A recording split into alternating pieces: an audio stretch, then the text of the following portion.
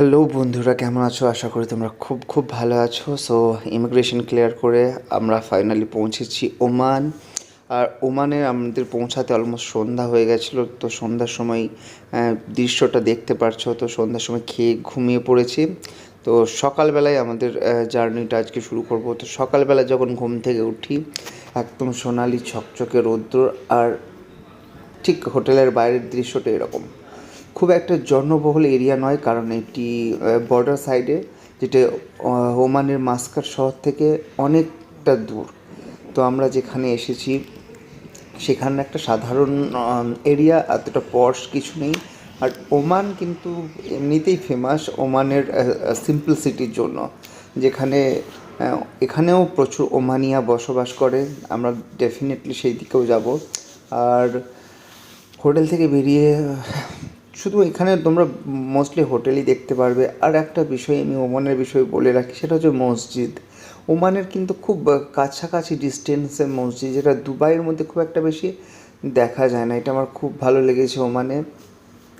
আর ওমানেও কিন্তু দুবাইয়ের মতো গ্রিনারির উপর ভীষণ ভীষণ রকম ফোকাস। আমি দেখছিলাম রাস্তায় পুরো সবুজ ঘাস দিয়ে ঢাকা, আর প্রচুর গাছ লাগানো হয়েছে, যেটা সত্যি খুব সুন্দর পদক্ষেপ। আর আমাদের দেশে এটা পুরোপুরি উল্টো চলছে, যার জন্য ক্লাইমেটেও প্রচুর চেঞ্জ দেখা যাচ্ছে। গালফে কিন্তু আগের মতো গরম হচ্ছে না, কিন্তু আমাদের দেশে কিন্তু প্রচণ্ড গরম হচ্ছে। সেই একটা বিশেষ বড় কারণ আবহাওয়া পরিবর্তনের। তো যাই হোক, আমি আর আমার একটা বন্ধু দুজনে মিলে ঘুরতে বেরিয়েছি। তো ইচ্ছা আছে একটু সমুদ্রের ধারে যাওয়া। আর ওমান খুব বেশি জনসংখ্যা যেহেতু নয়, রাস্তাও কিন্তু দুবাইয়ের মতো অত বিজি নয়। ইজিলি রাস্তা পারাপার করা যায়, আর সব কিছু খুব সিম্পল। আর যদি কোনো ওমানির সাথে তোমাদের দেখা হয়, ডেফিনেটলি তাদের আতিথেয়তা দেখে তোমাদের মন একদম মুগ্ধ হবেই। আর একটা জিনিসও তুমি দেখতে পাবে, যে এটা ড্রেনেজ সিস্টেমটা কিন্তু ওমানের মধ্যে তোমরা দেখতে পাবে রাস্তায়, যেটা দুবাইয়ে খুব একটা চোখে পড়বে না। কিন্তু ওমানে সব জায়গাতেই আমি দেখলাম মোটামুটি ড্রেনেজ সিস্টেমটা আছে। আর দুবাইয়ে আমি সেইভাবে ড্রেনেজটা চোখে আমার পড়ে না, যার জন্যই হয়তো বৃষ্টিতে দুবাইয়ের অবস্থাটা একটু বেশি খারাপ হয়ে যায়। সো যাই হোক, আমরা মোটামুটি অনেকটা ঘুরেছি। আর দু একজনকে জিজ্ঞেস করেছিলাম যে ওমান কেমন লাগছে, ওমানের লাইফস্টাইল কেমন। তো সবাই খুব সাধারণ, সবাই মোটামুটি খুব ভালো লেগেছে। আর আমরা যেহেতু কয়েকদিনের জন্য আছি, 4-5 দিনের জন্য আছি, সো আমাদের জন্য তো ওমানটা একটা ট্যুরিস্ট ডেস্টিনেশন। তো আমরা কী বুঝবো। হ্যাঁ, ওমানে কিন্তু আলবেক আছে, সেটা বলে রাখি। ওমানেও কিন্তু আলবেক খুলে গেছে। আর আমরা একদম গ্রামের দিকে একটা গেছিলাম, যেটা আমি তোমাদেরকে দেখাবো। একটা লোকাল যে আরবি ওমানিয়ার বাড়ি, তার সাথে তার ফার্ম হাউস, যেখানে প্রচুর এগ্রিকালচার করা হয়।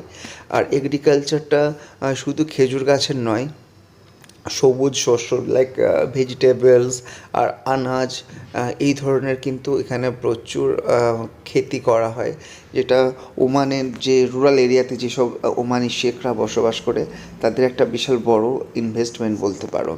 আর এখানে যে এগ্রিকালচার যে লেবার্স, তারাও কিন্তু মোটামুটি সব ইন্ডিয়ান, বাংলাদেশ, পাকিস্তানি। আমার চোখে সবথেকে বেশি বাংলাদেশি পড়েছে, সব বাংলাদেশি কথাটাই মেনশন করছি।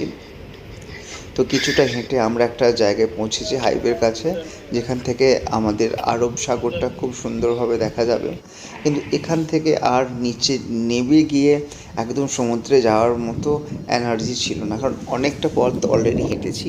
তো বন্ধু, তোমরা দেখতে পাচ্ছ এই হচ্ছে সামনে সেই আরব সাগর, যেটা ওমানের একটা বিশাল বড় গুরুত্বপূর্ণ জীবনের পর্যায়, কারণ আরব সাগরটা মেন ওদের ট্রান্সপোর্টের জন্য। আর এখানে বোট লাগানো আছে মাস্কাট যাওয়ার। আর একটা এরিয়া আছে খাটমাট। আমার তো শুনে খুব অদ্ভুত লাগলো। যাই হোক বন্ধুরা, গুড নাইট, ভালো থেকো, আবার দেখা।